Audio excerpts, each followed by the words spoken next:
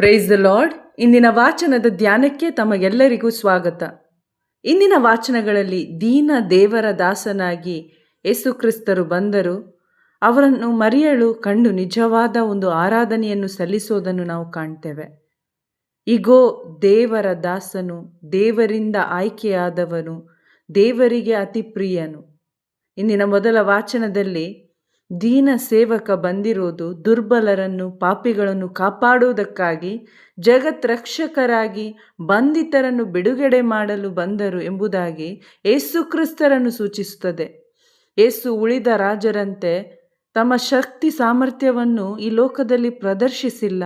ಬದಲಾಗಿ ದೀನತೆಯಿಂದ, ಪ್ರೀತಿಯಿಂದ ಮತ್ತು ಎಲ್ಲರ ಉದ್ಧಾರವನ್ನು ಬಯಸೋದನ್ನು ನಾವು ಕಾಣ್ತೇವೆ.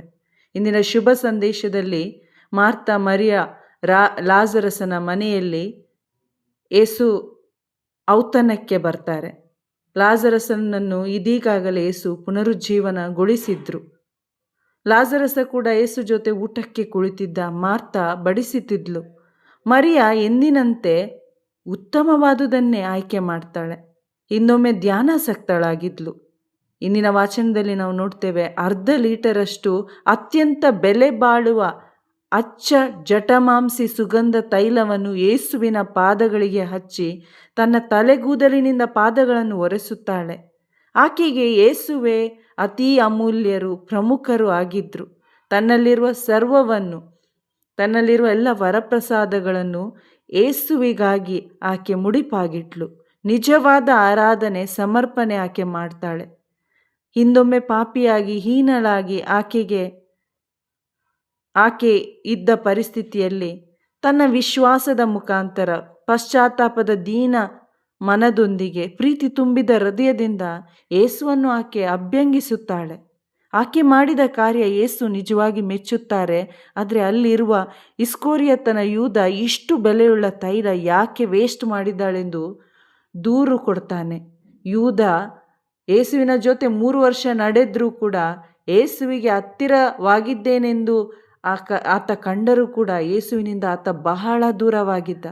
ಕಾರಣ ಆತನಲ್ಲಿ ಹಣದ ವ್ಯಾಮೋಹವಿತ್ತು. ಆತನ ಹೃದಯ ಹಣಕ್ಕೆ ಕೊಟ್ಟಿದ್ದ, ಪಿಶಾಚಿಗೆ, ಮಮ್ಮೋನಿಗೆ ಕೊಟ್ಟಿದ್ದ. ತನ್ನಲ್ಲಿ ಕಳ್ಳತನದ ಪಾಪ ಇಟ್ಕೊಂಡು ಇತರರ ತಪ್ಪು ಹುಡುಕಿದ. ಮರಿಯಳು ಮಾಡಿದ ಕಾರ್ಯವನ್ನು ಆತ ದೂಷಿಸುತ್ತಾನೆ.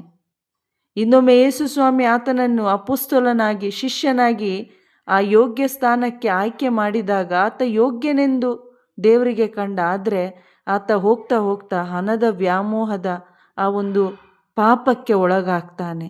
ಯೇಸುವಿನಿಂದ ಅವನು ಒಳ್ಳೆಯ ಜೀವನವನ್ನು ಸ್ಟಾರ್ಟ್ ಮಾಡ್ತಾನೆ.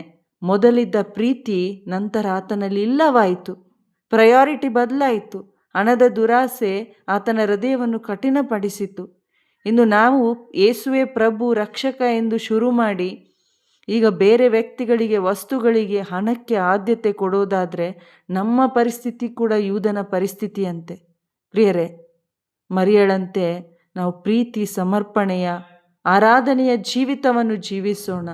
ಯೇಸುವೆ ನಮಗೆ ಎಲ್ಲದಕ್ಕಿಂತ ಅಮೂಲ್ಯರು, ಬೆಲೆಯುಳ್ಳವರು ಆಗಿರಲಿ.